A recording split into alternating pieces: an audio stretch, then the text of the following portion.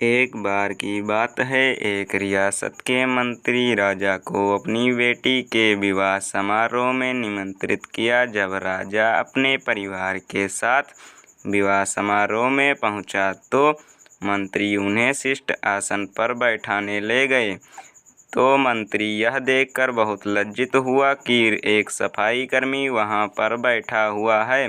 उसने सफाई कर्मी को सभी के सामने वहां से उठा फेंका और उसे बहुत डांटा। सफाई कर्मी बहुत अपमानित हुआ और बदला लेने की योजना बनाने लगा। अगले दिन सुबह जब वह राजा का कक्ष साफ कर रहा था, तभी वह जानबूझकर बड़बड़ाया। राजा कितने नादान हैं, उन्हें यह पता ही नहीं कि रानी और मंत्री के बीच में क्या चल रहा है। राजा आधी नींद में था। यह क्या बकवास कर रहे हो? उसने पूछा। महाराज, मैं पूरी रात सो नहीं पाया, मैं तो नींद में बड़बड़ा रहा था, सफाई कर्मी जवाब में बोला। हालांकि उसकी बात सुनकर राजा के मन में संदेह के बीज पड़ गए थे। राजा अब मंत्री से चिढ़ने लगा और समय समय पर अपमानित करने लगा।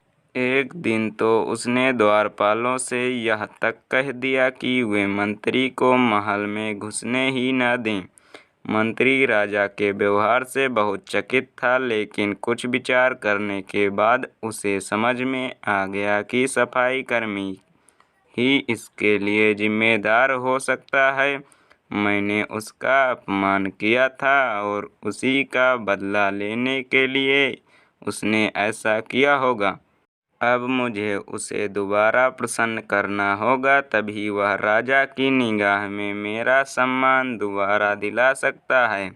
मंत्री ने सोचा। एक दिन उसने सफाई कर्मी को अपने घर पर भोजन पर आने का निमंत्रण दिया और कहा, मेरे दोस्त, मुझे क्षमा कर दो। मैंने तुम्हारा अपमान किया था, मुझे गलती का एहसास हो गया है। इन सुंदर कपड़ों को उपहार के रूप में ग्रहण करो। चलो मेरे साथ भोजन करो। सफाई कर्मी प्रसन्न हो गया। वह सोचने लगा, मंत्री तो अच्छा आदमी है, मैंने ही उस दिन गलती कर दी थी। अब सफाई कर्मी प्रसन्न था और प्रयास करने लगा कि मंत्री के बारे में राजा की धारणा बदल जाए।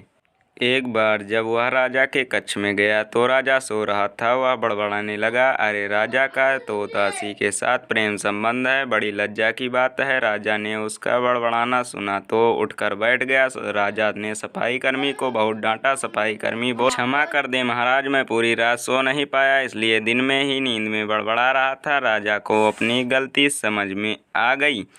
इस तरह की अफवाह के चक्कर में आकर उसने अपने बहुत अच्छे सलाहकार की अनदेखी शुरू कर दी थी। राजा ने मंत्री को बुलाया और दोनों मित्र बन गए।